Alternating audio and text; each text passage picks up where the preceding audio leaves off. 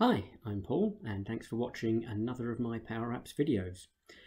So in this session we're going to have a little look at playing with galleries, and this is all based on a session that I did at the Digital Workplace Conference New Zealand last week. So I was very lucky. I was accepted to speak at that conference, and it was a fantastic conference and a fantastic experience, and I told the delegates there that I would put the session up as a YouTube video so that they could watch it in their own time. So that's this video here. And behind me you can see the beautiful city of Christchurch, where I'm staying at the moment. Okay, but you didn't come to listen to that, you came to learn some stuff about PowerApps. So let's have a look at PowerApps. Okay. So, as I say, this is a repeat, if you like, of the session that I gave at the Digital Workplace Conference New Zealand. There you can see the sponsors who made the session possible, so thank you to them. And let's jump in. So what we're going to do is we're going to have a look at enhancing your user interfaces by the use of nested galleries. So that's where we have one gallery inside another, one list inside another. So when is that useful? Well, there's all sorts of different situations, but here's an example of a form I created earlier. So this is one that's used by a restaurant to see who placed an order. So here we've got who is the customer, what time was the order placed, how much is due, how much is being paid. And then within that we've got another gallery, and that's the gallery with the alternate shading. And that gallery is telling us what the person actually ordered, so what's their order made up from. So this is the classic sort of parent-child relationship, the order header, order detail, which lends itself very well to being displayed in a nested gallery. Okay, so in this session, what we're going to do is we are going to have a little look at building something like the following. So as I've already got a video, we'll play it here. So you can see there again, we've got a list inside a list. This time we've got categories from the menu, and then within that the menu items. And we can collapse them all down so that we just see the category, and then we can click to expand and collapse individual categories, and we can even click multiple categories to expand them out and have them visible at the same time. And then finally, what we can also do here is we can click to mark whether something is available or not. So that's actually updating the database in the background. So we're making data changes from directly within a gallery there. Okay, so in terms of exactly what we're going to be covering, let's have a little look at that. So we'll have a look at the basics of galleries, and then we'll have a look more specifically at flexible height galleries, because you need a flexible height gallery in order to be able to do this nesting galleries idea, or at least in order to be able to make the nested galleries look nice. We're going to have a look at setting control heights dynamically. So where possible by the auto height property, but where we don't have that, how we can use a formula to set the height of items. We're going to have a look at the GroupBy function. So that's really handy for data shaping, getting our data in the format that we need to get it to use in a nested gallery structure. We'll have a look at collections, adding and removing items from collections. We're going to have a look at the lookup function, and we'll also have a little look at the patch function. So the patch function was how I was managing to update the database directly from within the gallery rather than using a form. Okay, so I'm going to skip all the stuff where I introduced myself, and we're going to jump straight into, well, I'll tell you what, as we've got the slides here, let's just talk very quickly about an overview of PowerApps if you're relatively new to PowerApps. So key features of PowerApps then is it's cloud-based, it's part of the Office 365 for Business suite of products, so it comes as part of most Office 365 for Business subscriptions. PowerApps is still quite new. It was only made generally available towards the end of 2016, so we're all still finding our way with it. And there are, to be honest, a few feature gaps and a few bugs that are still knocking around in PowerApps. But because it's cloud-based, Microsoft are able to roll out new features and fixes on a frequent basis, which they do. So PowerApps has changed a lot. I only started using it towards the middle of last year, and the capabilities have really come on leaps and bounds in that time. So I think it's a very exciting time to jump aboard with PowerApps, but it is a good idea to keep your eye on blogs and community sites for news and information about you know, what's coming and what's changing. It's also a good idea to always check the dates on any blogs or YouTube videos that you are using to learn about PowerApps. As I say, things change quickly, and if you look at something which is more than a few months old, then it may well be out of date, and there may be, you know, a new feature or a newer way of achieving a particular goal that's that would be better. Okay, so what do we do with PowerApps then? So we're creating apps that we're going to share within our business with our colleagues. So it's important to say that PowerApps is for creating business applications to be used within your business. They're not for creating apps for the general public. Okay, so for someone to use your app, they're going to have a sign-in to your Office 365 account. What else can we say about PowerApps then? So they're mobile-centric, so they work great on tablets and mobile phones, and they're very easy to deploy on those devices. They will also run in a web browser, so you can run them on PC, Mac, laptop, desktop. So that's all fine. And PowerApps are data-centric as well, so it's all about the data. It's all about presenting your business data and letting your business colleagues interact with it. Okay, a few notes on the data, So within PowerApps, PowerApps doesn't have its own database backend format that you need to migrate things into or that you need to learn. Instead, what you do is you connect PowerApps to your existing data sources, and PowerApps will connect to a whole host of different data sources, and I've got a few of them on the slide which I'm showing on the screen there. And something that's really cool about PowerApps is it's data source agnostic as far as writing your formulas and functions are concerned. So broadly speaking then, if you want to pull out a certain set of data, so let's say that you want to pull out a few customers from a customers table, so maybe based on the region or maybe based on the customers who have joined this month. So if you want to pull that data out from your data source, then the formula that you will write is going to be the same formula regardless of whether you're using SharePoint lists or SQL Server or Excel as your data source. Now, with that said,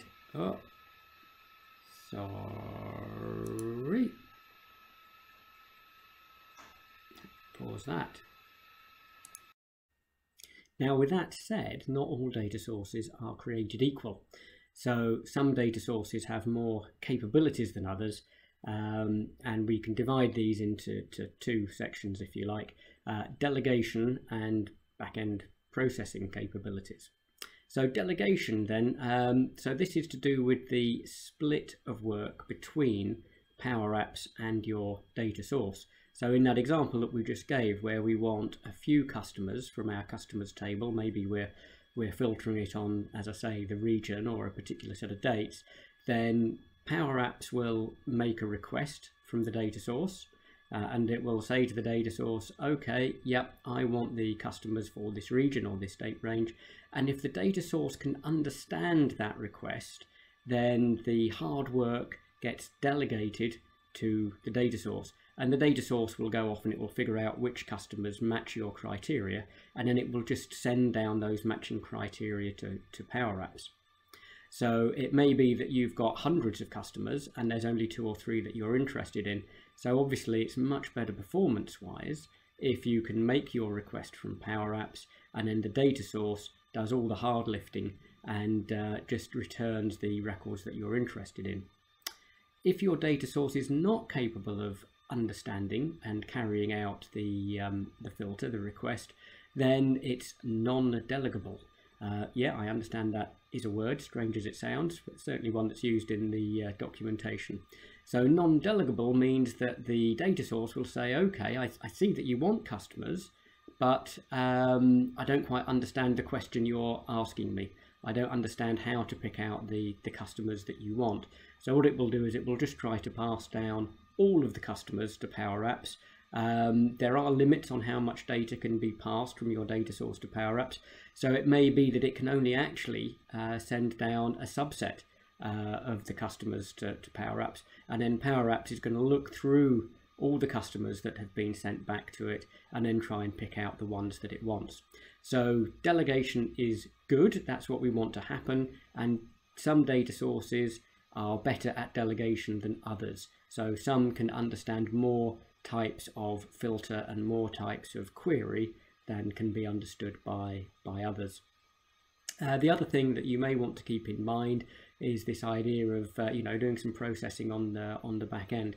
So SQL Server, for example, will allow you to create views, and then you can connect PowerApps up to the view. So your view can do a lot of the hard work for you. So imagine you've got a normalized data structure, and what you want to be showing in your gallery is a combination of data from several different tables. It's much easier to put all that data together in a view in SQL Server and then connect PowerApps to the view than it is in PowerApps to connect to all the different tables and then do a whole load of complex lookups and things to try to display the data that you want within PowerApps. Another example there is if you want to do any kind of clever aggregation in your query as well. Again, having something like SQL Server as your SQL DB gives you a lot more flexibility. So I thoroughly recommend using Azure SQL DB as your data source. You don't always have the choice. You don't always need the level of power that Azure SQL DB gives you, but given the relatively low cost of Azure SQL DB, you can get a base level subscription for $5 per month per database. Then if you have got a large amount of data or complex data, then you can save yourself a lot of issues by going with Azure SQL DB and benefiting from the better support for delegation and the better support for back-end processing. Okay, so that was all a little bit of preamble about what PowerApps is and a couple of key concepts there, but our focus is on galleries. So galleries then, so galleries present lists of data, so it's tabular data, rows and columns, records and fields. And you've got different varieties of gallery, so there are three varieties: horizontal, vertical and flexible height. So because I've already got a little video to explain what these different ones are, I'm going to just play it on the video. So up in the top left there, I've got a horizontal gallery, which is allowing me to scroll through things left and right. Then beneath that, a vertical gallery where we can scroll up and down. And then on the right hand side here, this is just a vertical gallery, but it's a vertical gallery with a multi-column layout. Okay, so that can be useful particularly on things like tablets where you've got a bit more space to play with, so to reduce the amount of scrolling. So to do that, you put in a normal vertical gallery, and then you can see what I'm doing here. I'm going to layout and I'm choosing one of the multi-column layouts, so that's one way you can achieve that effect. The other way is just to use the wrap count property, which you can see down towards the bottom of the screen there. Oh, now the middle because I've scrolled it, but there you can specify how many columns you want to have. So in that case, I've got 3 columns showing on there.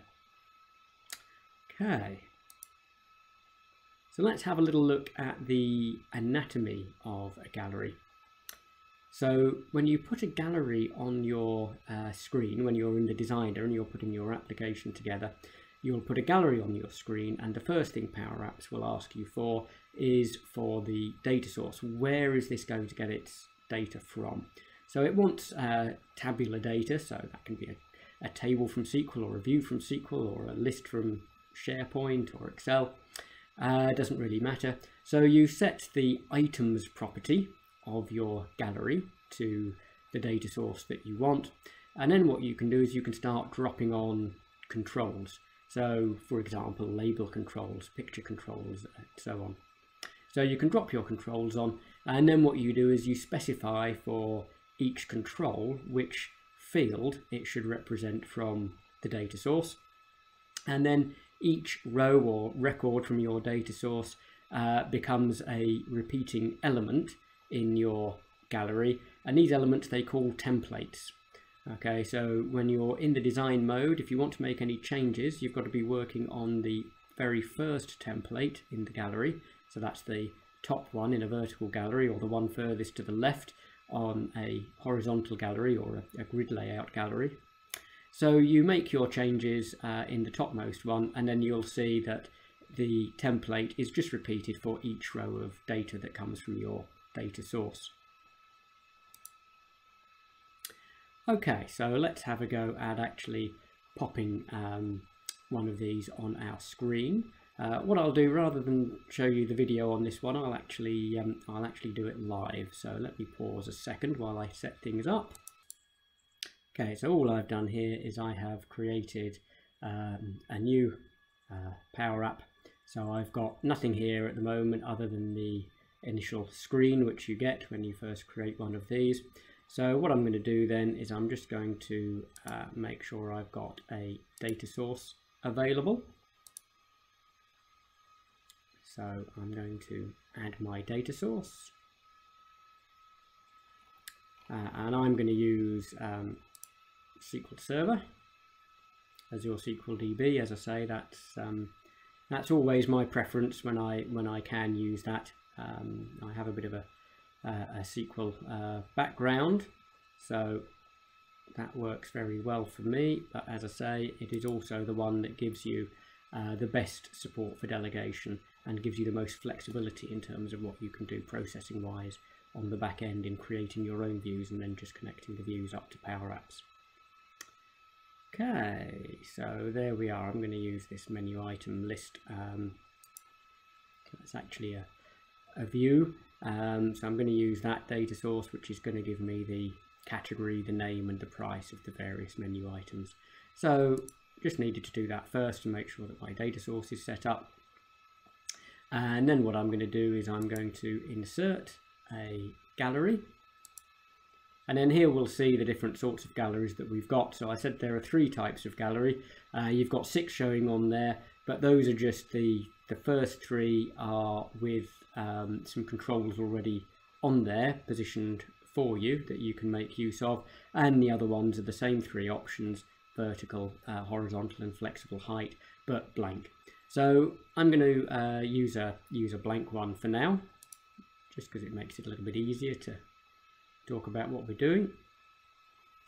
Okay, and so that's created my gallery, and it has initially hooked up the items property to this custom gallery sample. That's not what we want, so I'm going to click on the little drop down there, and from there I'll be able to choose from all the valid data sources that I've got set up for a gallery. So I'm going to click on this menu item list one, and we can see that that has now been filled in for me. I'm going to hide this pane away because that's just in our way at the moment.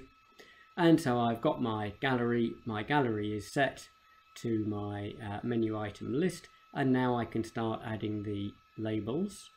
There are other sorts of controls we can add as well, but I'm going to add labels. And now watch what I've done there. I'll pretend that was a deliberate mistake. I didn't have the gallery selected, so when I clicked on the label, that label is not inside the gallery. That's completely separate to the gallery. How can I tell that? Well, from the navigator on the left hand side. So you'll see in a second, I'll properly put a label in the gallery in a moment, and then you'll see that it will be shown as a branch underneath that gallery instead. So let's do that again. So I'm going to make sure that I click on this add an item from the insert tab first of all to be absolutely sure that I've got the gallery selected, and then I'm going to click on the label button, and this time do you see what happened there over on the navigator on the left? So now the label is appearing underneath gallery 1 heading, so I can see that label is inside the gallery. Okay, so I'm going to drag my category up to the top left here. I'll insert another label. So it's a good idea when you want to put things in a gallery, select one of the things that's already in there and then choose something from the insert tab, and then you can be pretty sure that it's going to end up inside the gallery.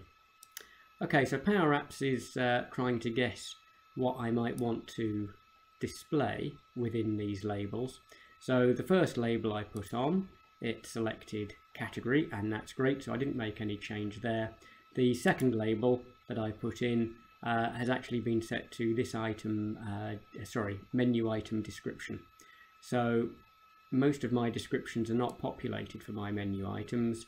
What I want instead there is menu item name, so I'm going to fill in menu item name instead.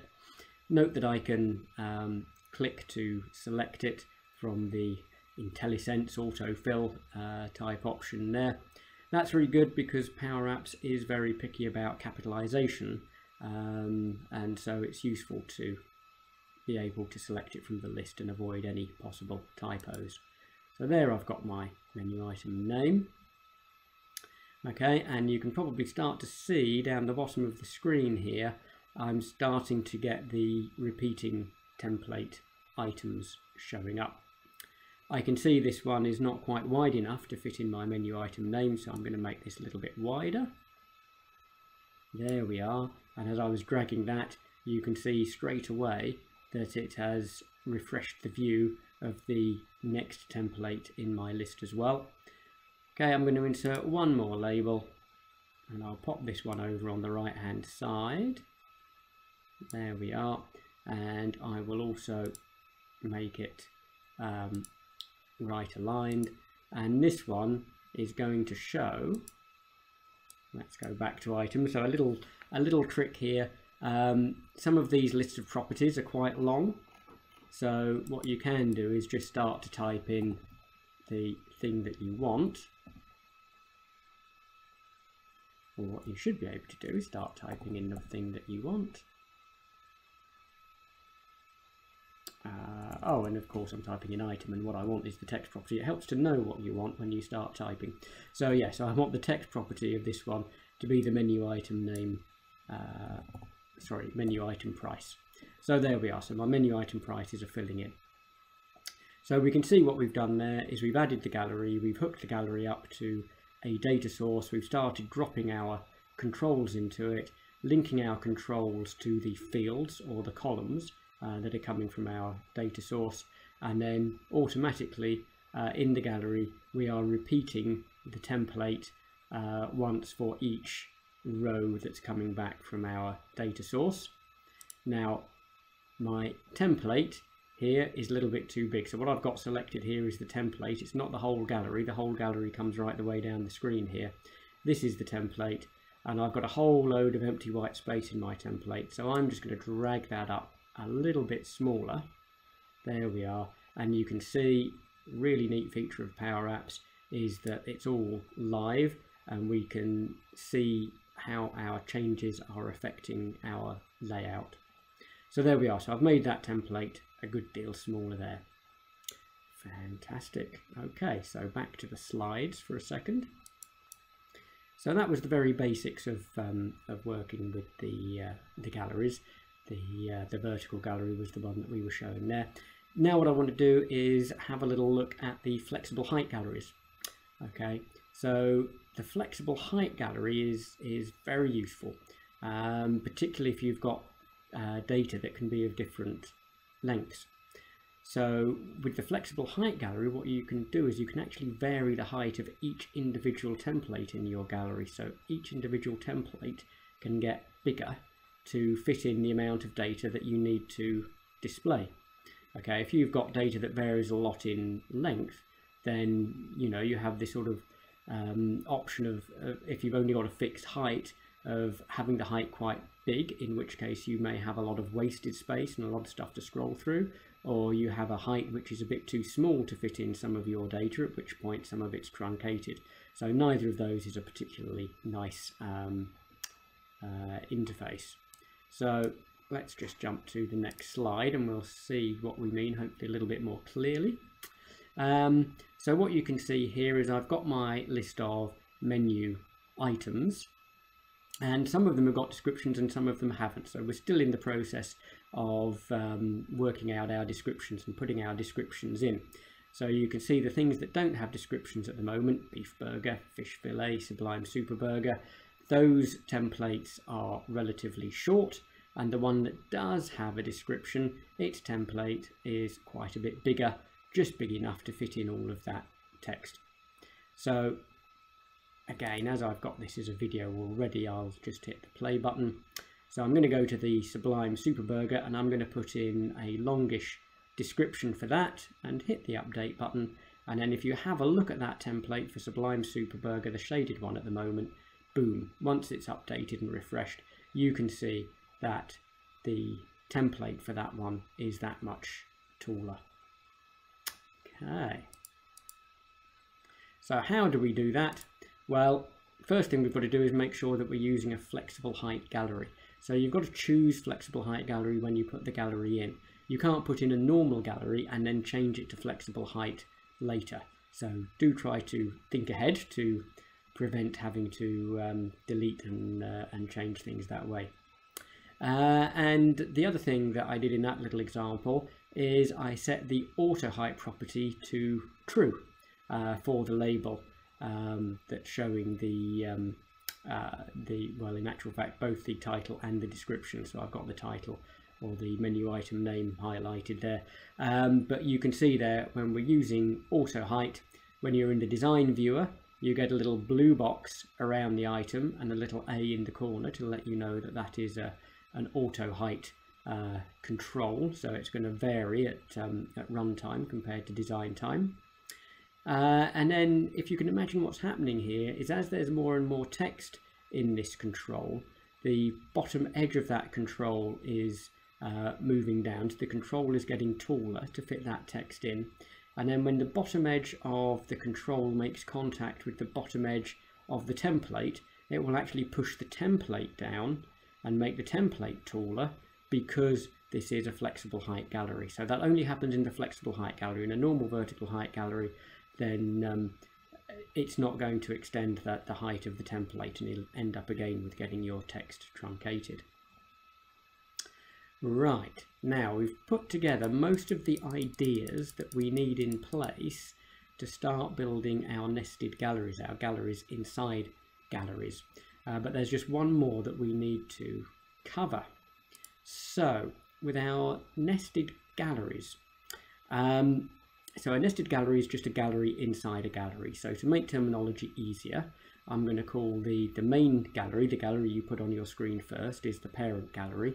And then the gallery that you put inside that is the child gallery.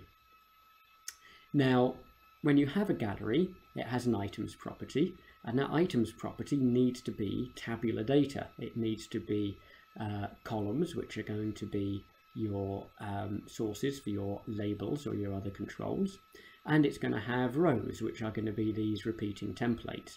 So a gallery wants to have tabular data. But when we put controls inside a gallery, then you tend to set their property to just be one of the fields, okay, one of the fields from the data source of the parent gallery. So when we drop a child gallery inside a parent gallery, we've got one requirement, which is that the source for the child gallery should be tabular, because galleries want tabular data.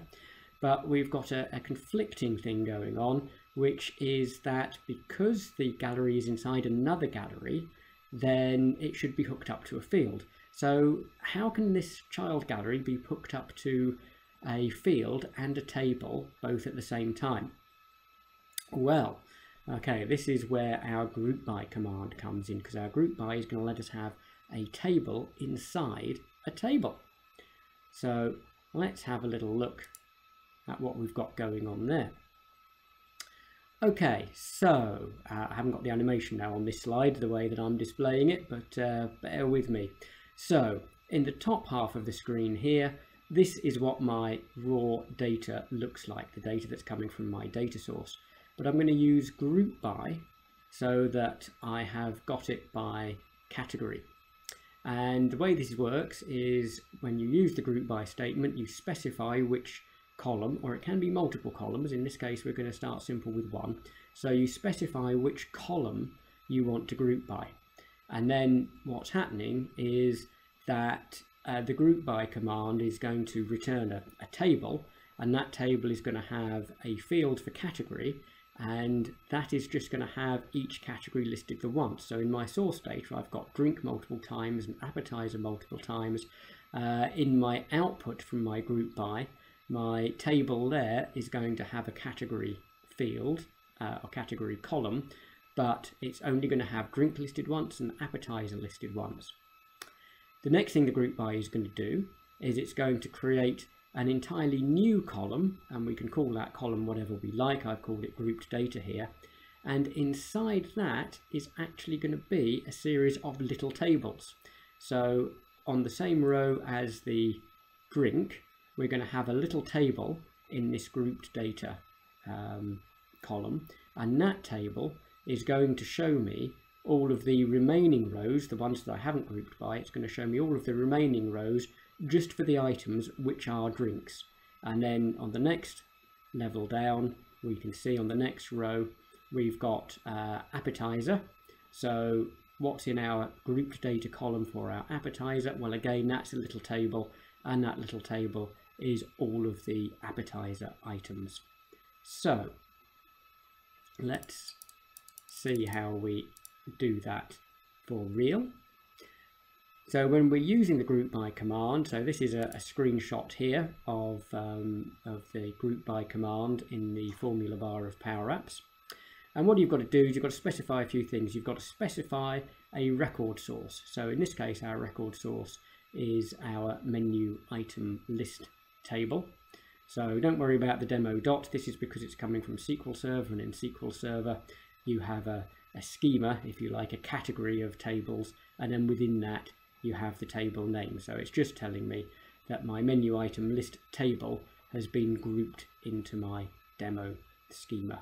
So if you're using SharePoint or some other data source, you probably won't have a little dot in there. Don't worry about it, this is just the name of your data source. So we first of all specify where our data is going to come from. Then we specify the column or columns that we want to group by. So I'm grouping by the category column. So of course this has got to match exactly the name of the column in your data source. If you are specifying multiple columns to group by, then you just separate each one out with a comma. And then the final thing that you add, so what always appears after the last comma, is the name that you're going to give to the new column that you are creating, the column that is going to contain all these mini tables within it. So I'm going to show you now, here we are, another way of looking at this. So we're going to create a collection, and we're going to put the results of the GroupBy command into a collection. The only reason we're doing that is so that we can use the View Collections tool within PowerApps to give us another visualization of how this table within a table thing looks. So again, because I've got the video already queued up, I'm going to do this from the video. So I'm just going to insert a button, and the button is going to react to the onSelect. And that's just the formula that we were looking at a second ago, but I've put it within a collect function. So the collect function is just going to let me output the results of that GroupBy into a collection. And now I can go View, Collections, and here's my shaped data collection. So I'm going to pause on the video there for a moment. So I can see here I've got drink, appetizer, main, rice. A limit of this viewer is that you only ever see up to the first 5 items that exist in the collection, but it's good enough to check that your data is the shape that you were expecting it to be. So that's what we're using this for. So we can see we've got drink, appetizer, main and rice, and alongside each one we've got a little representation of a table, and the column name for that table is that GRP menu item list, which is just what I decided to call that column when I was making the GroupBy function, when I was filling in the arguments for the GroupBy function. So what I'll do then is I will click on one of the little table icons, and that will show us the first 5 items in that table. So I'm clicking on the one for appetizer, and then we can see here we've got fries and fish and chips and onion ring and sweet potato chips. So those were our menu items that fall underneath appetizer. And now same thing for rice, and under rice we've got steamed rice and vegetable rice and so on. So this is all of the other columns, so not the category column, that doesn't get repeated again, but it's all of the columns that we're not grouping by, and then all of the rows that fall within the relevant grouping. So there we are. So if you're not sure how your data is coming out, whether you've done your GroupBy correctly, then you can use that view collections. So just put your GroupBy into a collection and then view collection to see how that all shapes up. Okay, so now we need to use our shaped data within our gallery. So let's have a little look at doing that. And I think what I will do at this point is I will swap back again to actually doing live demos rather than the recorded demos. So bear with me while I set that up. Okay, so here we are back again in live PowerApps. So I'm just going to insert a new screen.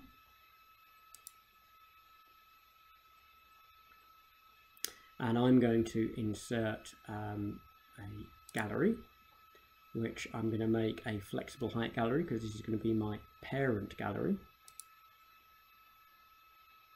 And again, I'm going to select my demo menu item list. Okay, but at this point, what I'm going to do is I'm going to edit it. So I'm going to do the GroupBy so that I'm doing this data shaping. So I'm just going to put in, excuse me, GroupBy. And as we can see at the top, it's telling us what our argument list is here.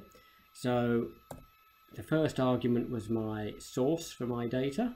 My second argument is what I want to group by. So remember, this needs to exactly match one of the column names in my data source, and I can get it from this little drop down to save myself the typing and a possible typing error. There we are. Now I only need to group by the one column, by the category column. In a more complicated setup you might be grouping by multiple columns, but for right now it's just category. And then we're going to put in the name that we want to use. So I'm making that GRP for group menu item list. So that's my grouped up data for the menu item list. That's my sub table, my table within a table, or the column that's holding my table within a table. So there we are. So that's all looking good. We've got no little warning lines or anything on there telling us there's a problem. So let's go ahead. So now I'm going to add a label to my gallery, and this time I'm going to remember to do this add item from insert tab first.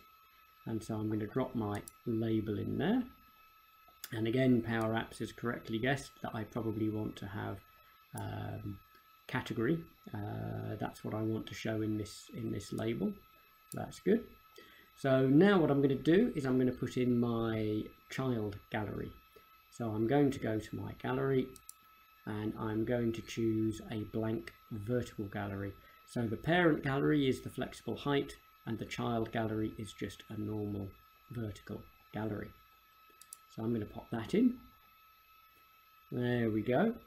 And what I'm going to do here is I'm going to set its item source to be this item. So this item is referring to the specific row, the template, and it's going to be this GRP menu item list. There we are, that's great. And what we've got at the moment is we've got the child gallery right over the top of the parent gallery. So I'm just going to drag down the edge of the child gallery a little bit so that the two things are separated.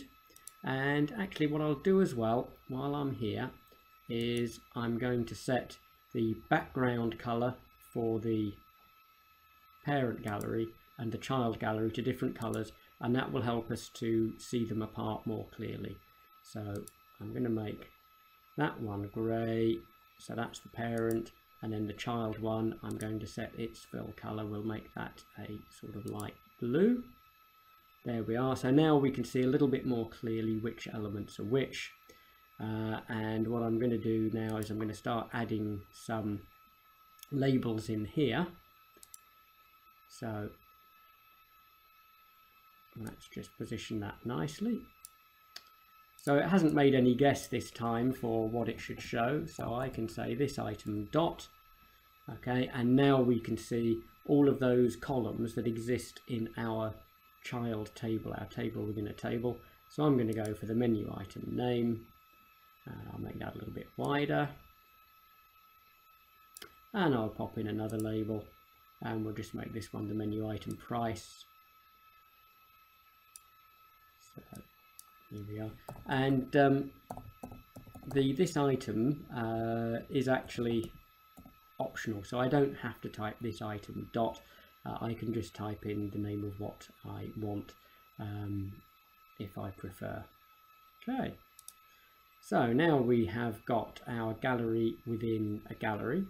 Again, my child gallery, the template by default is much taller than I want it, so I want to drag this up a little bit. So watch how everything starts to sort itself out. So we can see under our appetizers as well, we've got the reduced gap between each of our menu items. What I'll do here as well is I will just set that to be right aligned. There we go. And then let's hit the play button and see what we have got. Oh, one last thing, let us just bring that price a little bit further to the left now that we've made it right aligned within the label. Otherwise it's going to end up getting hidden by some scroll bars. So let's do that, and I'm going to make this a little bit thinner as well for reasons you'll see in a second, and I'm going to hit play to see what this actually looks like. Okay, so now I've got my gallery within the gallery. So in my parent gallery, remember that's the one that's shaded in grey, I can see my drink, my appetizer, my main, rice, and so on and so forth. But all of my child galleries are the same height. So regardless of how many items are in them, they're all the same height. So that means I've actually got scroll bars appearing in some of the ones that have got a lot of menu items. So we've got a lot of different drinks on the menu.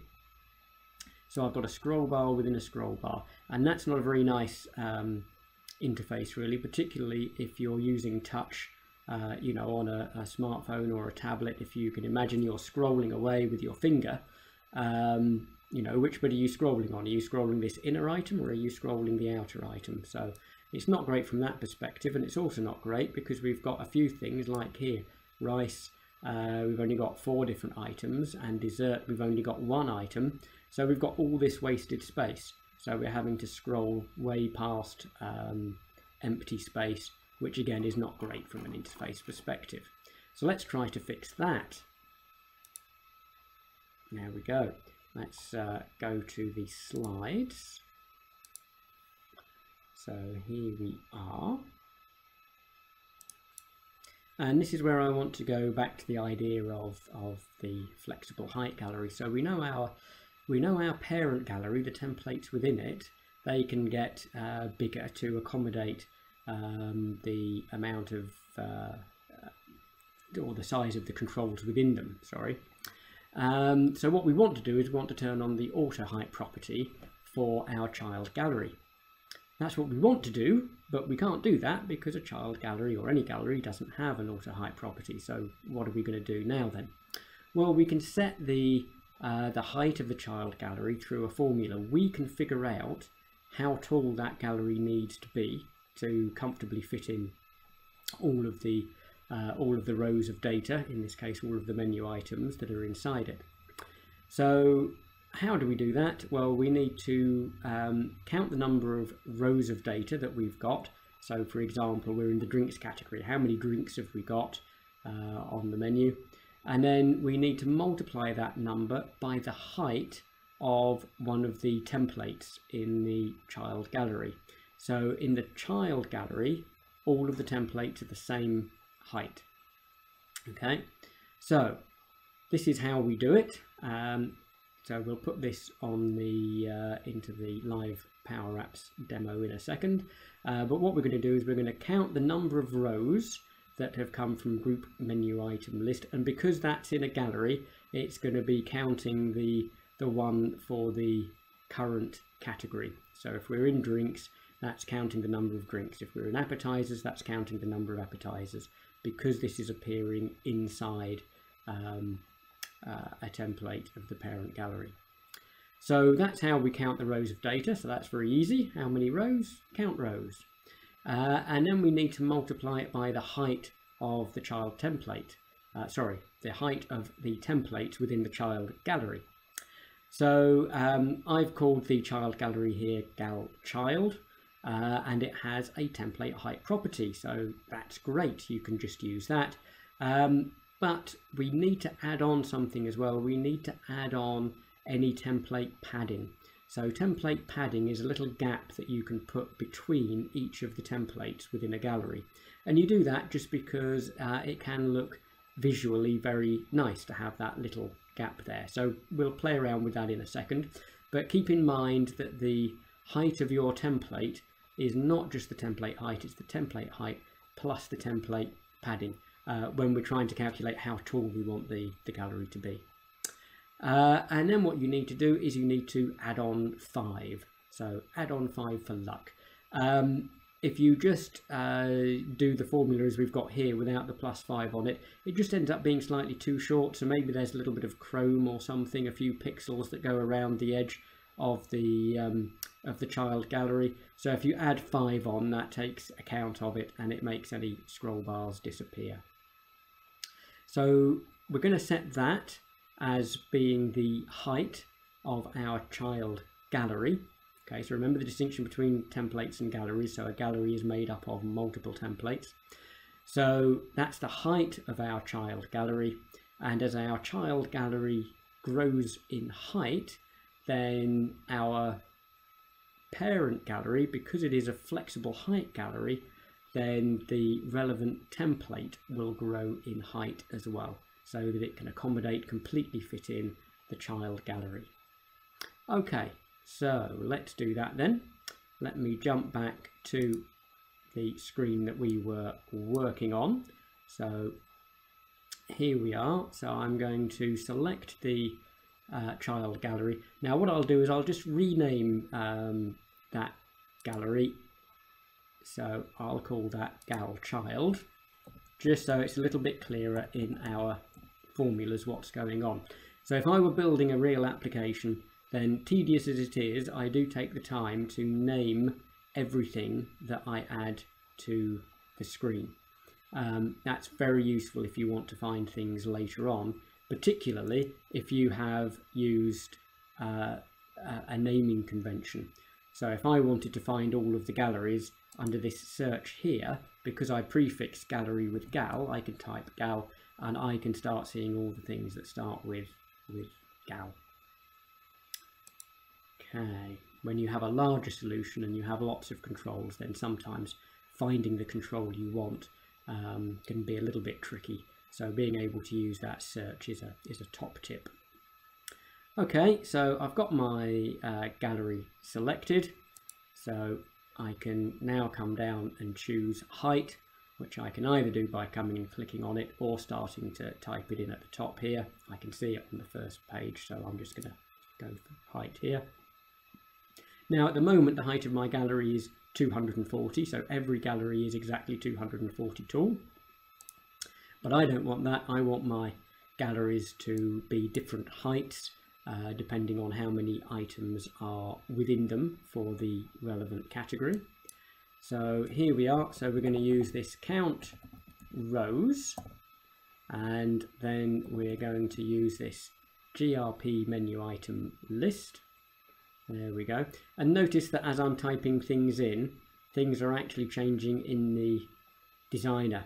So at the moment there isn't really a height set, and even when I put this next closed bracket in, it's just counting the number of items. It hasn't done a multiplication yet, so these are all much too small. But try to ignore what's happening on the designer while you're still typing in your formula. You've got to wait for your formula to be complete before, you know, the gallery is going to look right below. So now I'm going to multiply, and I'm going to multiply by the combination of my gal child dot template height plus my gal child dot template padding. There we go. So those are on, and then I'll come back and add the +5 in a moment. I'll just demonstrate here that the child gallery is now almost exactly the right height, but not quite. It's just ever so slightly short. So they've all got a little scroll bar on them that just scrolls, you know, 5 pixels worth or whatever the measurement is. So I'm going to come back into here, back into my height, and put in +5, and +5 is enough just to account for, you know, any chrome around the edge, or it should be. Did it take it? Let me just double check that it stored that. Count rows +5 is normally enough. Let's make it +7 today.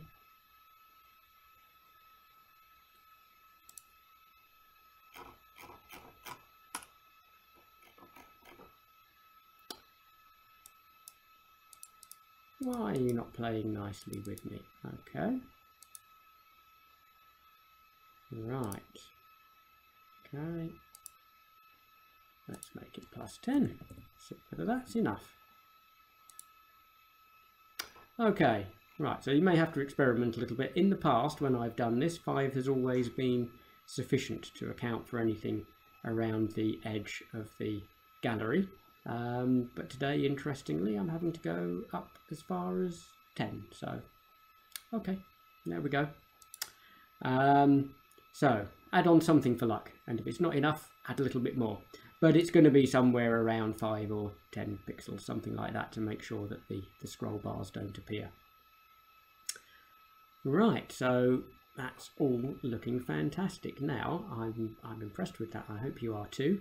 So now we've got galleries which are child galleries which are exactly the right height to show all of the items in them. So look, my short ones, rice and dessert, you know, they're not taking up loads and loads of empty space, and my long ones like the smoothies and the drinks that we saw before, here we are, there's quite a few of these fraps. You know, we're not having to scroll inside the child gallery to get to the bottom of the items there. Okay, so that's all looking good, but we can make that even better, because if you can imagine using this, and we've got these categories in an order in which you might find things usually in a menu, so they start with the drinks and then the appetizers, but then when someone comes in and they want to order a dessert, or they want one of the little souvenirs that we sell, there's quite a lot of scrolling down that you've got to do before you start getting to those items.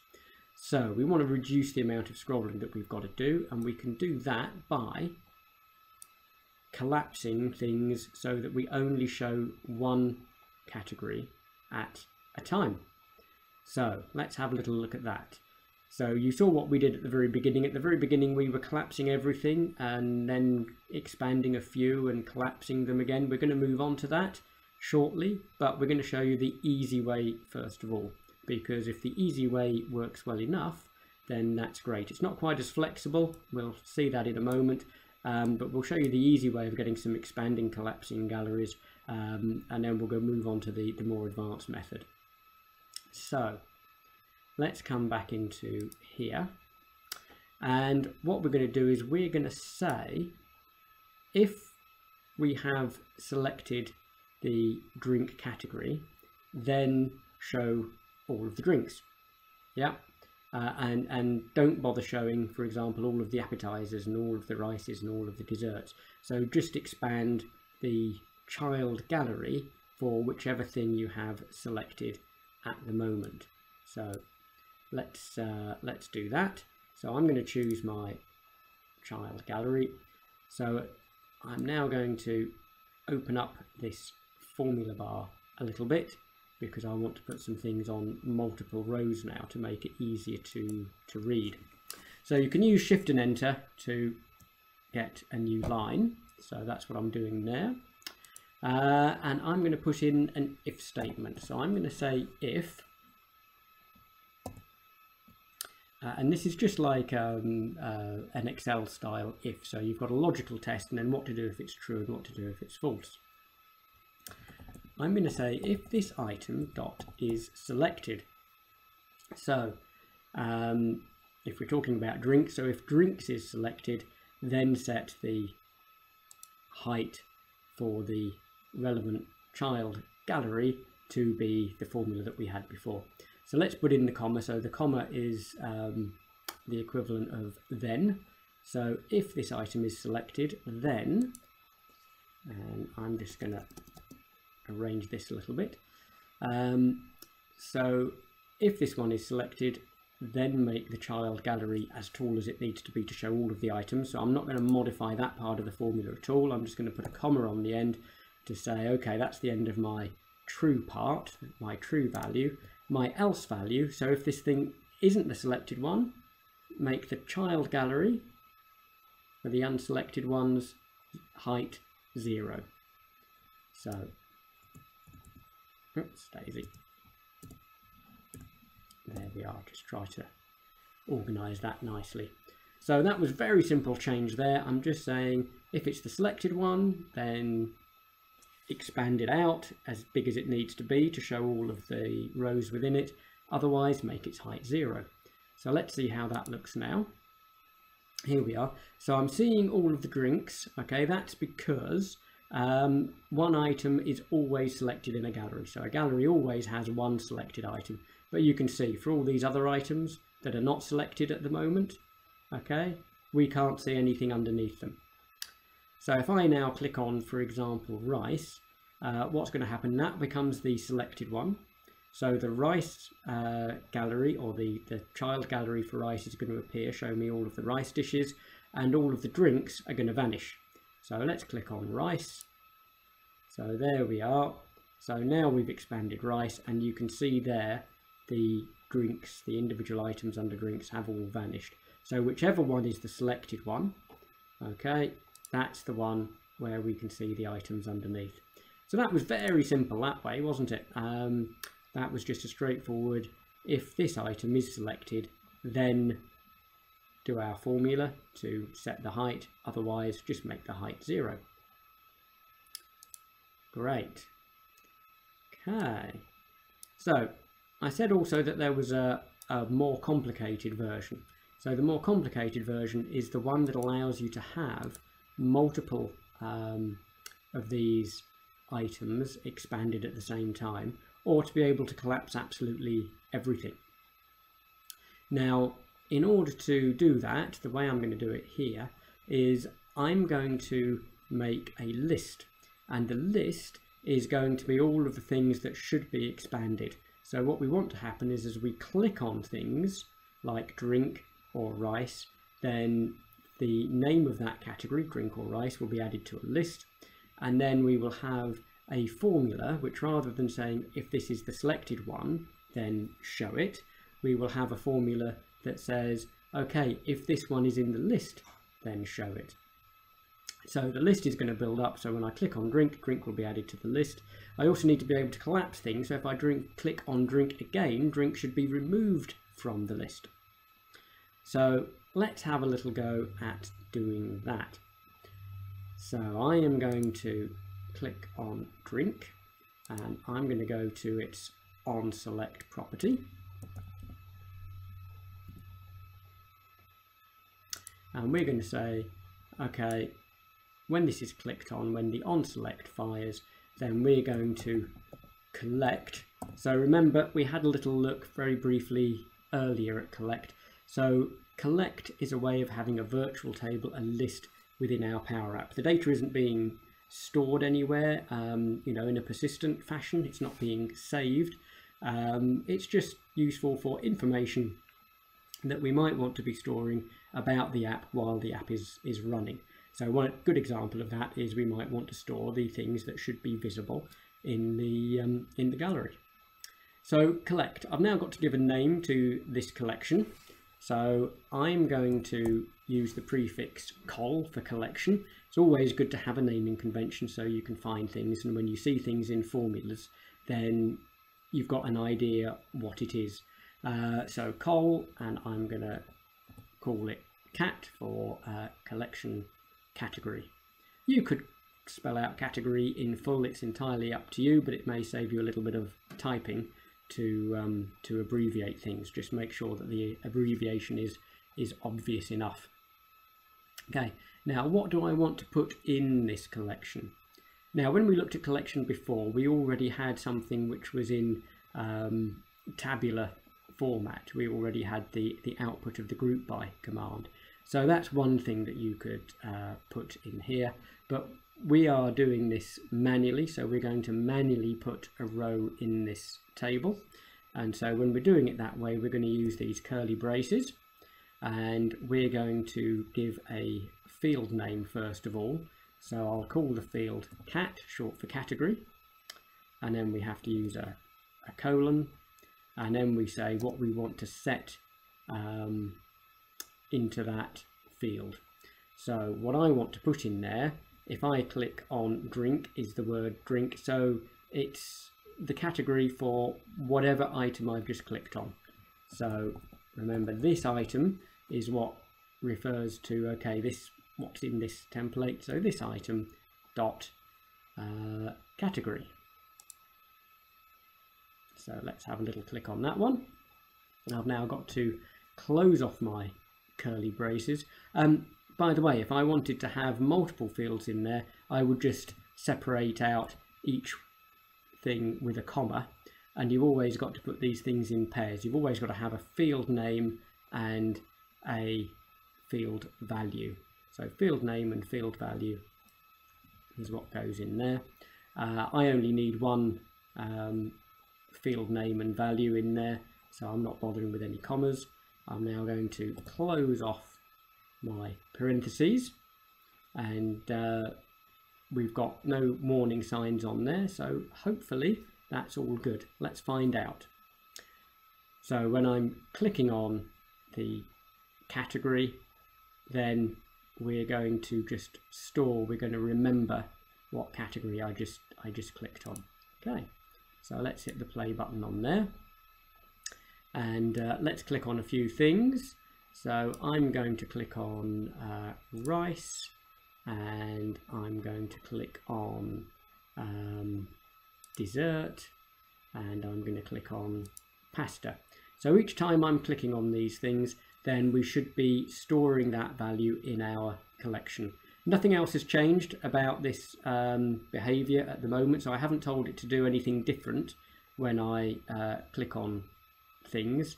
So as I click, each menu item for that category is displaying. So I didn't change any of that. All I've done is I've added on the functionality that we're going to use a little bit later to say, okay, add the category name to my collection, to my list.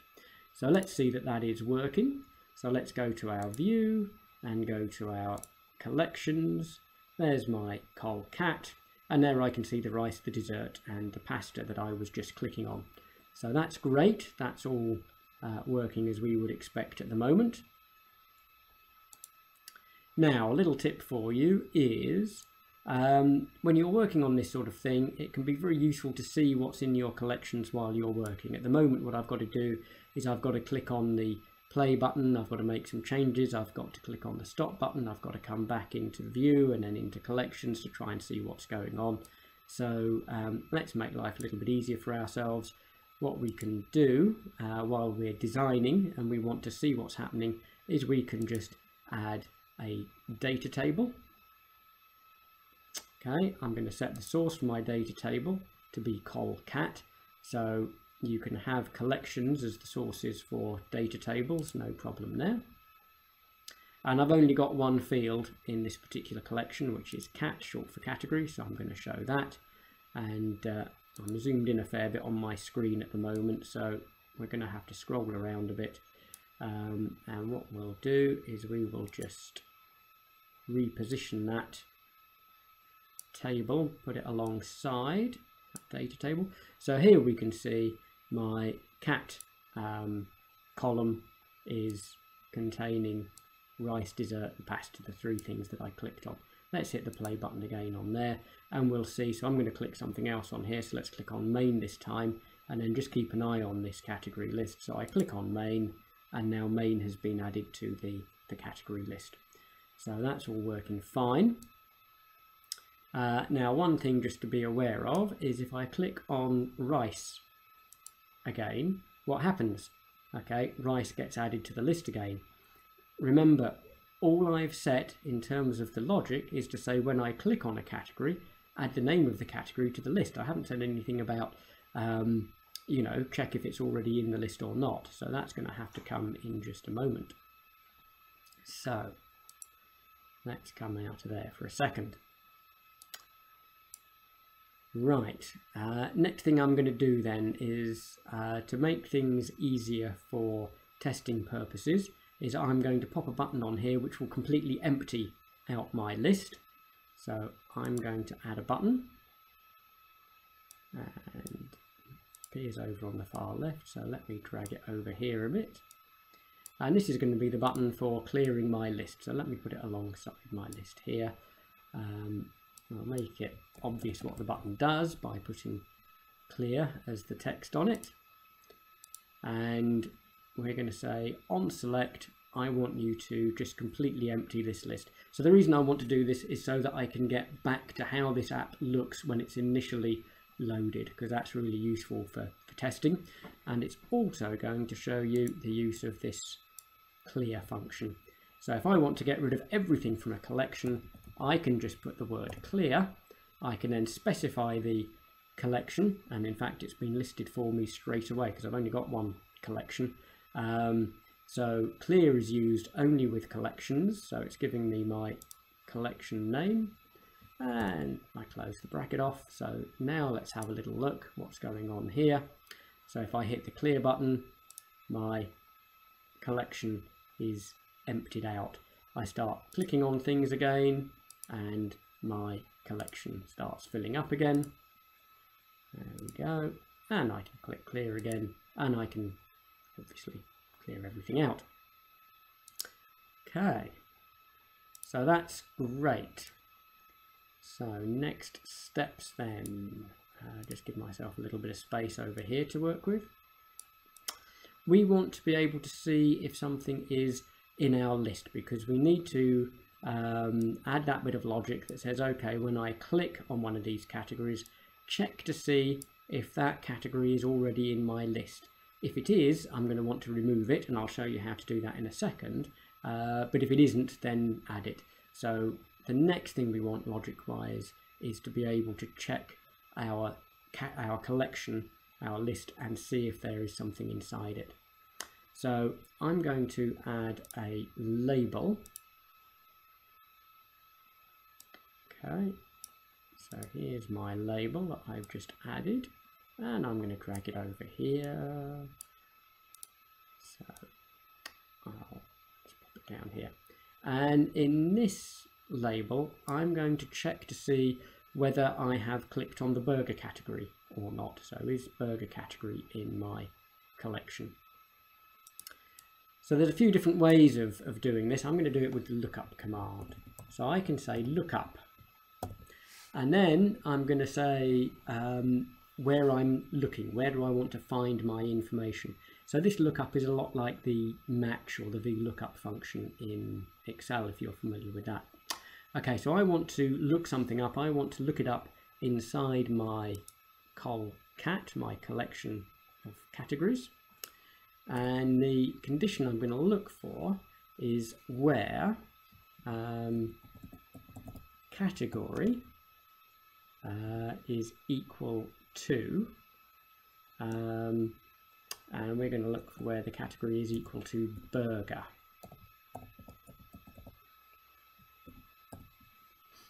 There we are, and I think I'm supposed to have category inside quotes, am I?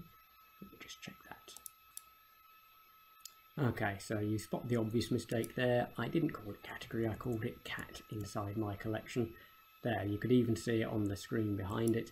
And then what we've got to do is we've got to say what do we want as a result. So if you do find burger, what do you want? Now normally with a lookup command, what you would do is you would specify another column that you want to get the value from. So usually you're looking something up in a table and you want to get a corresponding value, something else on the same row.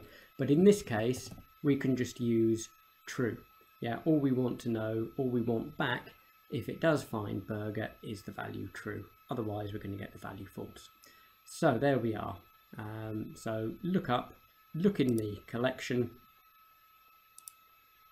for the test, for the condition where cat equals burger, and if you see burger, then return the result true. So let's see how that works. Let's hit the play button again. So at the moment I haven't got anything in my list, so let's click on a few things. So there's dessert, there's rice, there's budget. Okay, and this is still saying false because burger is not in the list. So now let's click on burger and boom, that's changed to true. Okay, because burger is now in the list. Okay, if burger is in the list more than once, it doesn't matter. Okay, it's still true as long as burger is at least once in the list, then that lookup will return true. So we now know how we can set it up so that we click on things and they get added to the collection, how we can test whether the collection contains a particular item, and how we can clear the whole collection. So the one part of the puzzle that we still need is how we can remove an individual item, because our logic has got to be, okay, if we've clicked on burger already, the next time we click on it, it's got to remove. And the way we implement that is by saying, okay, each time we click on burger, check to see if burger is already in the list or not. If it is, remove it. If it's not, add it.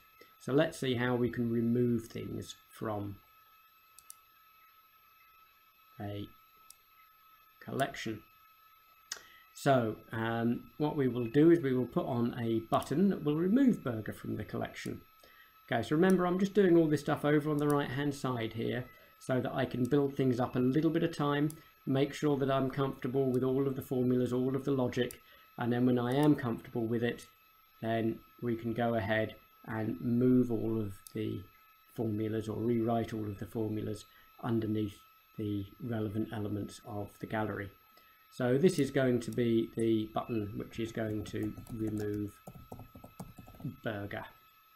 Okay. So if we want to remove something, the command, funnily enough, is remove. So if you want to remove something from a collection, then the command is remove. So remove. So what collection do we want to remove things from? Colcat. Okay.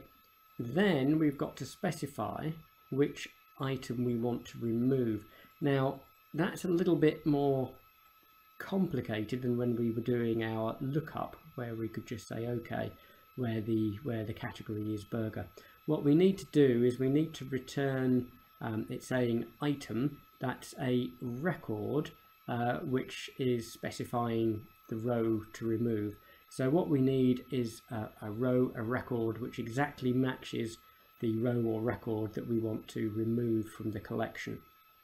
Now normally a collection would be made up of multiple fields, so you would have to say, okay, what we're going to do is we're going to remove the row where, you know, the field, let's say there are 3 fields, where field 1 is this, field 2 is that, field 3 is the other, so where you've got an exact match.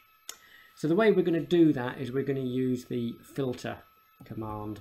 So we're going to filter col cat, and our logical test then can be where cat is equal to burger. There we go. So that's closed off our filter, and we need to close off our remove as well. So that looks a little bit strange there. We can't just say remove where colcat equals burger. We've got to say remove the record that is returned when we say colcat equals burger, category equals burger. So let's give that a little try. So I'm going to run that. Okay, so I've already got burger in my list here from before, so I'll say remove burger, and boom, it's gone. Now let's just test that works properly, because maybe it's removing everything. We don't know until we do a better test. So we'll add a few things into our category collection, and then I'm going to say remove burger. Burger isn't in there at the moment, so nothing should happen. Remove burger, great, that seems to be working fine. And now we'll put burger in there and we'll say remove burger, and boom, just burger is gone. Let's clear it out altogether and just test another scenario.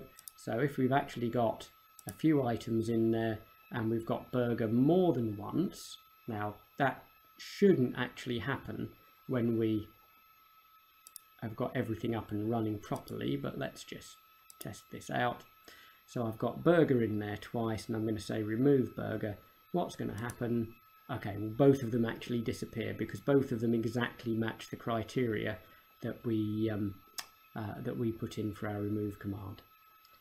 So the remove command, we can see there, can actually remove multiple records if there are multiple records that exactly match the parameter that you put in.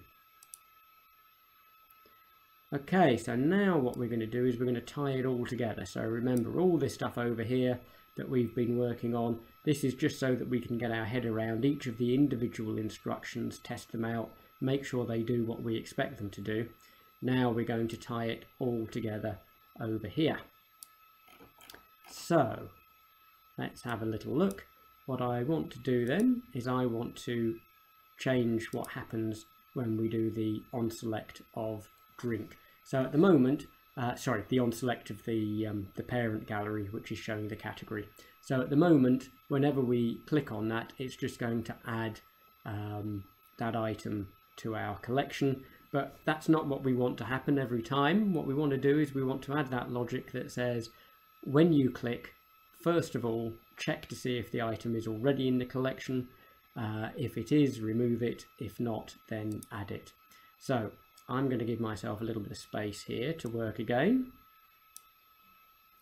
And we're going to use the Shift and Enter so that we can get a fresh line in here, because we want to start with the if. So I'm going to start with if.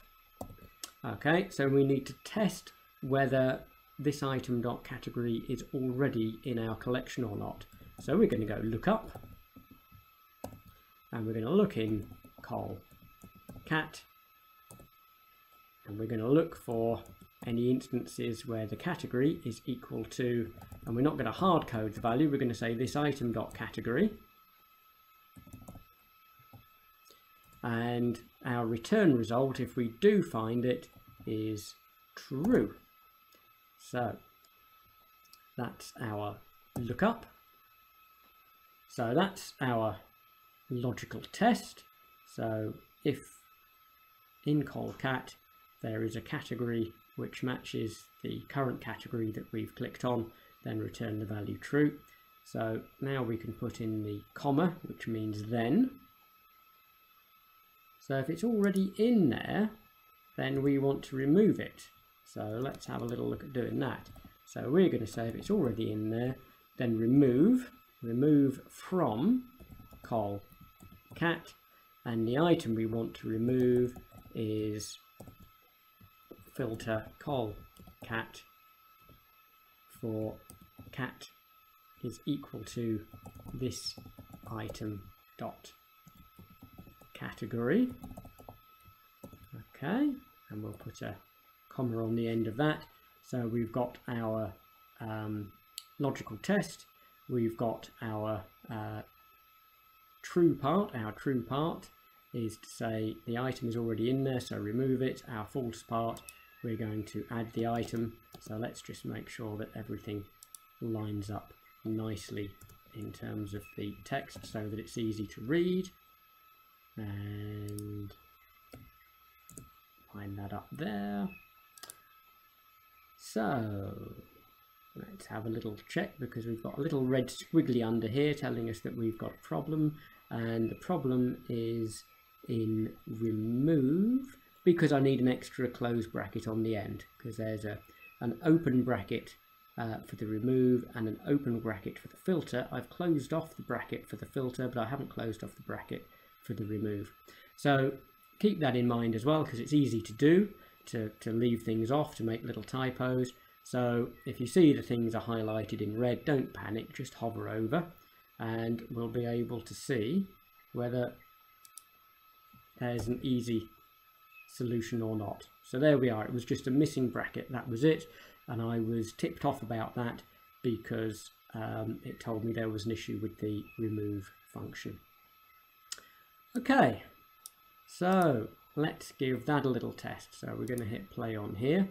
So remember that at the moment the way our gallery behaves in terms of showing and hiding the child gallery, we haven't changed that yet. All we've done is set this up so that when we click on things they should be added to our list, unless they're already in the list, in which case they should be removed. So let's have a little look. So let's click on rice. So rice is added, that's good.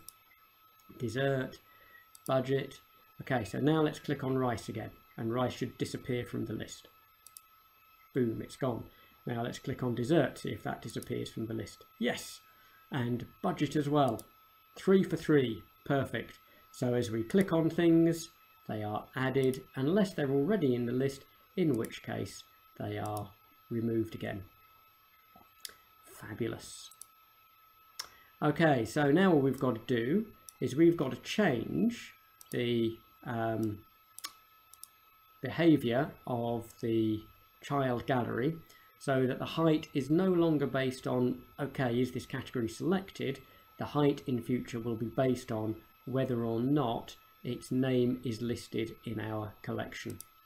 So here we are, I'm going to select the child gallery. So remember, it gets quite difficult to select things when you've got lots of different controls on the screen, so you can always just use this navigator on the left. So I've selected child, height is already showing up.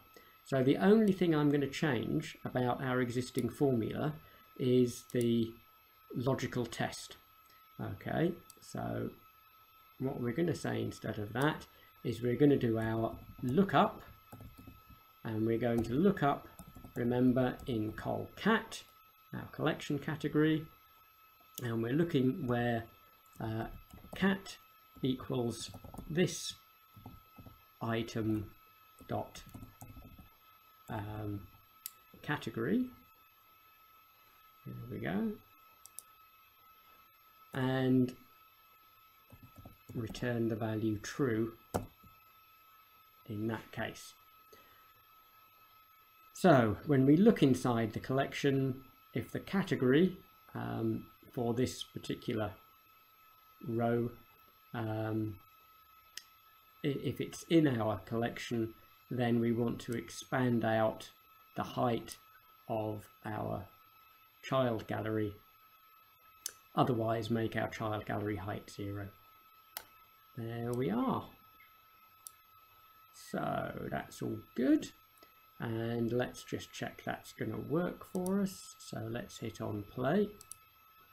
So at the moment we haven't got anything in our category here in our collection, so nothing is expanded, but once I start to click on things they should expand. So now I've got main and rice and shake and smoothie, they're all showing up. That's fantastic. And then I can click again to make things disappear. So now we can make things appear and have multiple ones open at the same time,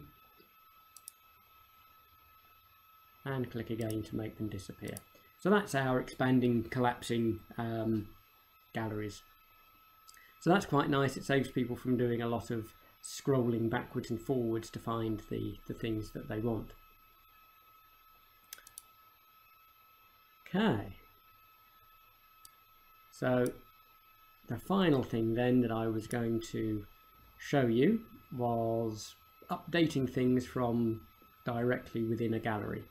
So let's have a little crack at doing that one as well. Now I want to add on here a checkbox or a toggle for is the item available or not. Now I can't really do that at the moment because I can't see the topmost template to work with. So let's click on drink, or even might be easier, let's go into the play mode, click on it so I can see what's going on, come back into the edit mode, and now I can start making adjustments.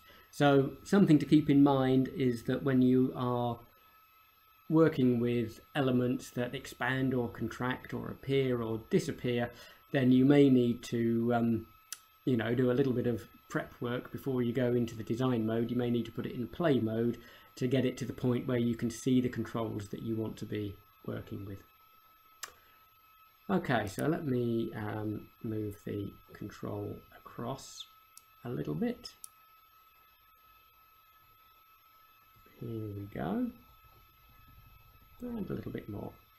Okay, and then what we're going to do, as I say, is we're going to pop on, we could put on a toggle or a checkbox. Now you can actually use the technique I'm about to show you to update other controls as well. So you can update you know, text controls or drop downs or whatever, but keep in mind that often we are trying to work with mobile devices with PowerApps, and trying to edit text directly within a grid is probably not, or directly within a gallery is probably not going to be fantastic from a UI perspective, from a user interface perspective. So I think the better thing is to go with things like toggles and checkboxes. So I'm going to pop a checkbox into my gallery here. So let me drag that across. There we go, and I'm going to change it so that the text alongside it is not option but available. So this is going to be our master list to say, okay, is this particular item available or not today? Can somebody order it on the menu? Okay, so I've popped that on there, and then of course we want to set a property to show the value that we've currently got stored in the database at the moment. Now, as you saw, something like a gallery has an items property. A label, as you probably know, has a text property. What we have for the toggles and the checkboxes is a default property. So I can set the default to this item dot, and then menu item available is my Boolean value, my yes no value for is this item available or not at the moment. So that's all great. So I'm going to click play on here, and we can see that we've got a few things that are available and a few things that are not. So that's great. And then what we want to do is we want to make it so that when we click on the tick, so removing the tick or adding the tick, what that's going to do is it's going to go off and it's going to actually update the relevant row in the database. So let's show you how we can do that. I'm going to put it on the onSelect property. Here we are. Oops, just make sure that I've got the right control selected first of all. So that's my checkbox. And let's name the checkbox because we're going to have to refer to it in a moment. So checkboxes I tend to call CHK, and I'll call that available. Okay, so now we're on the right item. Let's come down to the onSelect action. So there's an on check and an on uncheck. Okay, we could use those, but I'm just going to use the onSelect for the moment and then say is it checked or not. So when we select this, what do we want it to do? Okay, we are going to use something called the patch function. So patch allows us to add records or modify existing records in our data source without having to go through a form. So it's a little bit more complicated than using a form, but the nice thing here is that at the end of the day, the user's just going to be able to tap on things to make them available or not directly within the gallery. They haven't got to go into a separate screen, a form screen, in which to make the change. So what do we have to specify for this patch command? Well, first of all, we've got to specify the source of the information.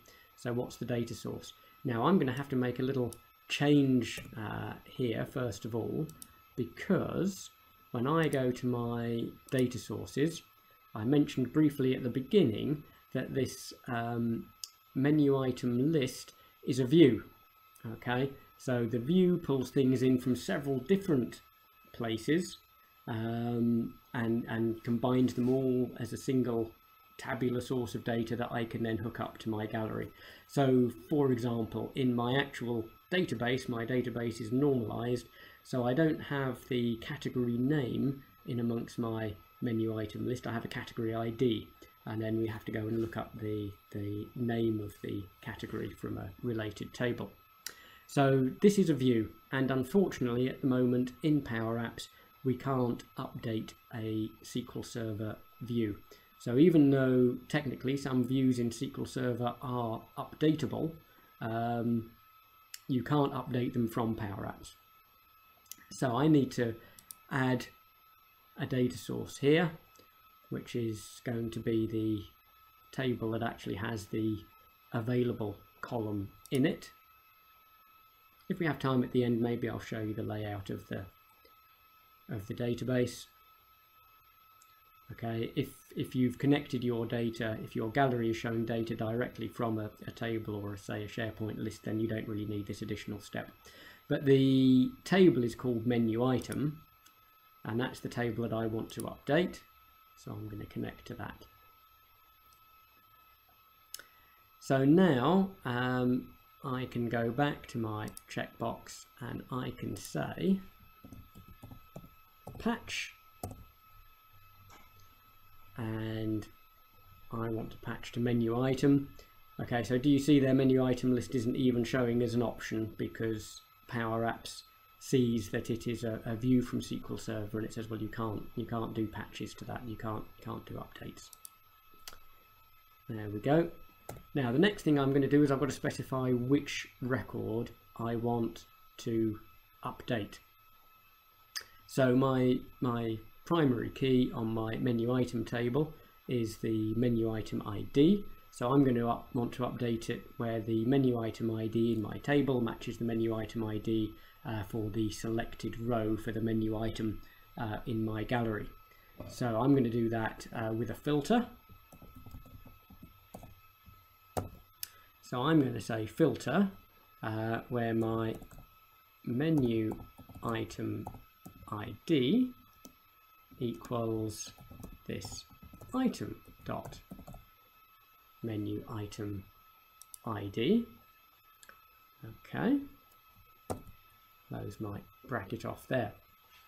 Now it's going to give me an issue here because I didn't give it the name of my data source. So let's give it the name of my data source first of all. Sorry, it's jumping ahead of myself slightly there. So yeah, filter demo menu item, where menu item ID equals this item, menu item ID. So we've got that.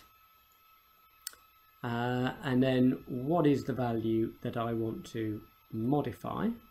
And the value that I want to modify, and we've got to put this inside our curly braces, is menu item available. And that is going to be, I'm going to set that to be, we'll use the colon because it's the field name followed by the value that we want to set. So the field value is going to be check available dot value, which is going to be true or false. Now I've still got some red squiggly underlines, and the reason I've got red squiggly underlines is because this filter part, the part that's meant to be identifying the row that I want to update, well, a filter doesn't return a row, a filter returns a table. So this filter potentially could return a number of rows. Now, menu item ID is a primary key, so it won't, but you know, PowerApps doesn't know that for certain. So it's saying, hey, wait a minute here, you know, you might be trying to update a whole set of rows rather than a single row. I'm not going to let you get away with that. So the way we can fix that is very easy. We can just wrap this whole thing in first. So first is just going to give us the first row that returns from the filter. And we're only going to get one row back from the filter anyway, but putting first on there makes PowerApps happy, because then it's absolutely certain that even if we were to change something in our data source and set a different primary key, that it's still only ever going to have to be dealing with one row. And we've got another little red bit on here because I've forgotten to put in my curly close. Keep forgetting to put in my curly close, but it did tell me, so that's an easy fix. So there we go. So our patch command, just to review, so patch, what table do we want to patch? What row within the table do we want to patch? And we've got to make sure that's returning a single row, which we can force by using first. And then what is it about that row that you want to change? So the only thing I want to change about that row is the menu item available field. I could change other fields as well if I wanted to. All I've got to do is put in a comma and then put in another field name, field value pair separated by the colon in there. So something that you might have is you might want to know when this was last updated. So you might you know, put in a second field name, field value pair for a date updated. It's quite a common scenario. Okay, so that's all looking good. So let's hit the play button and we can hit our checkboxes, and you can probably see just about across the top of the screen there we've got our activity indicator, and so that's flashing across as the communication takes place with the data source, with the database, and those are being updated in the database.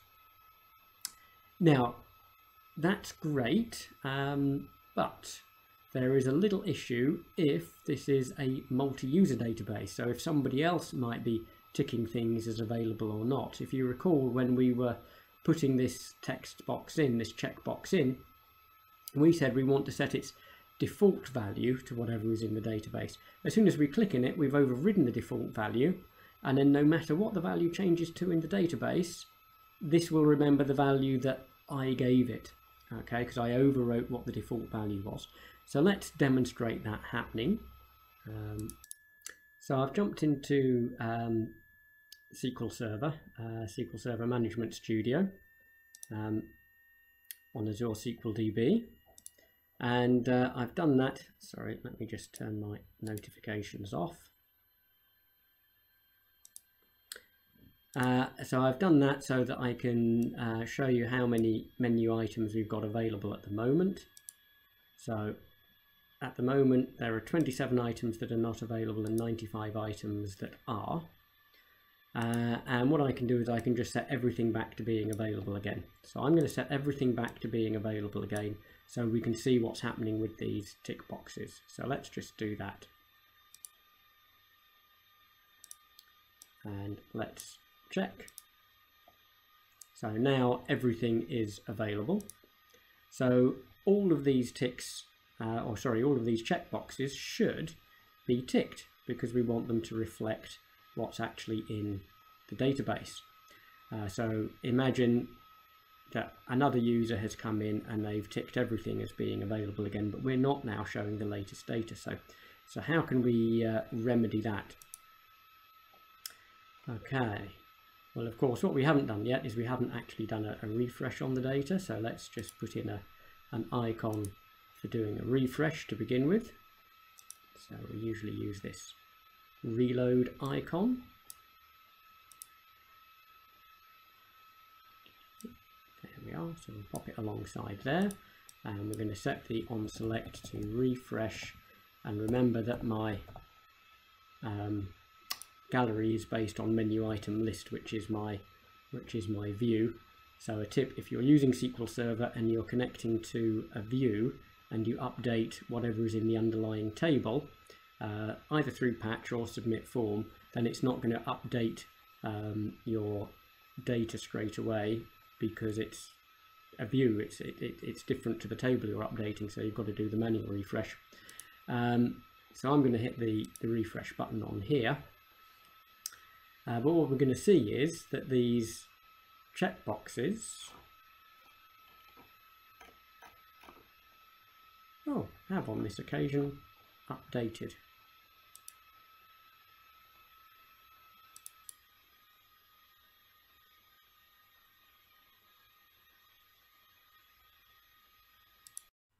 Now, a final thing we just need to be aware of is if this is a multi-user database, we want to make sure that we are showing whatever the latest information is.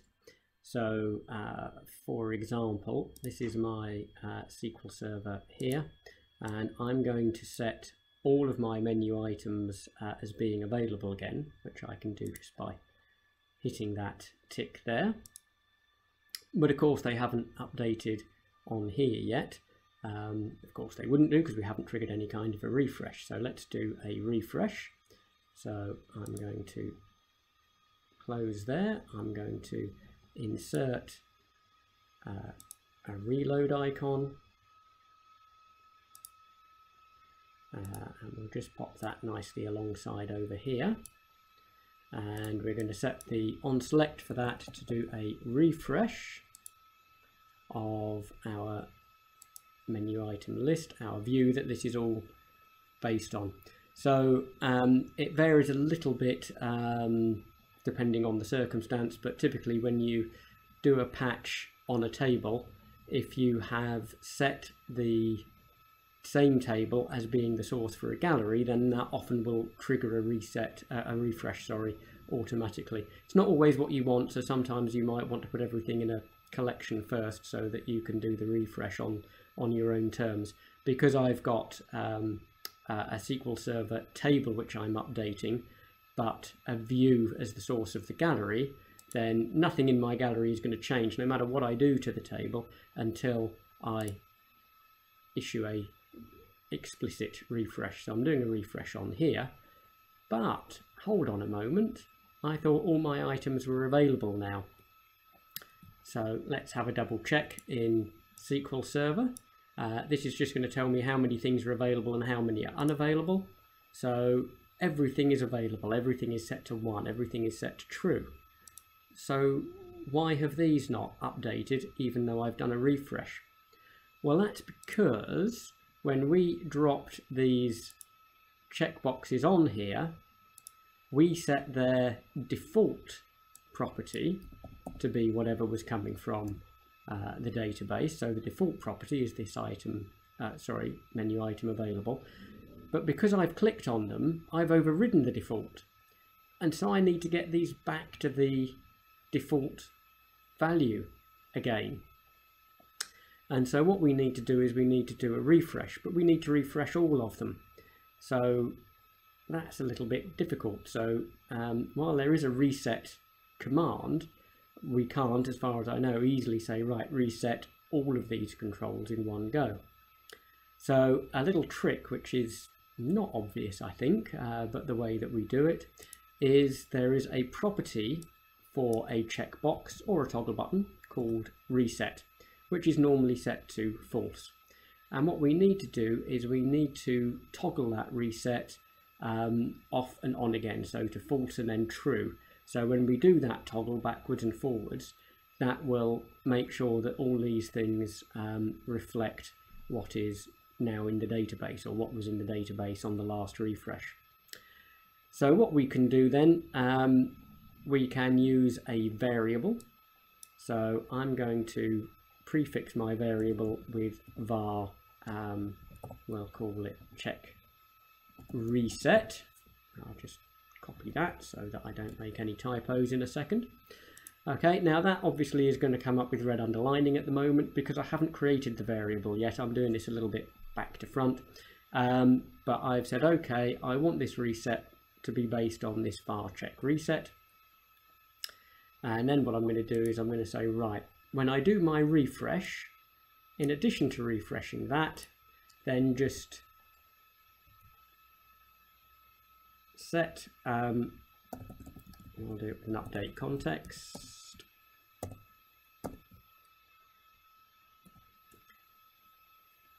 Set this to false. Oops, lowercase false, that does matter. And then set it to true again.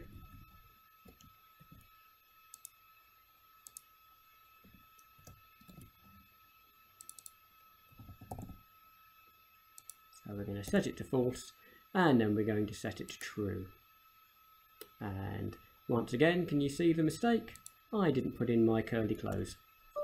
So let's put in my curly close. And I appear to have another mistake because I can't type. Update context. There we are. Sorry, this video is going on a while now, so I'm making even more mistakes than I normally do. Okay, so I'm going to toggle this reset between false and true. So toggle this variable, sorry, between false and true, which is going to toggle the reset property on these available checkboxes between false and true, and then show me the correct value if somebody else has updated them. If I'm the only user of this system and the checkboxes can't be updated any other way, then excuse me, that's not going to be a problem. But that's not usually the way we do things. Usually we have multi-user systems. So let's see now whether we are going to accurately reflect what's in the database. Remember, what's now in the database is everything is available. And so I'm going to hit my refresh button. So here we are. Excuse me. And we're refreshing. And then there we are, look, because we did the toggle. Excuse me. So I'll tell you what, let's set all of these things to not being available, just to demonstrate again that it works. So now nothing is available, everything is set to 0. So now when I hit my refresh, we're going to go and get that latest data from the database and reset these. So let's hit the button on there. And now they're all unavailable. So that's great. Let's make them available again.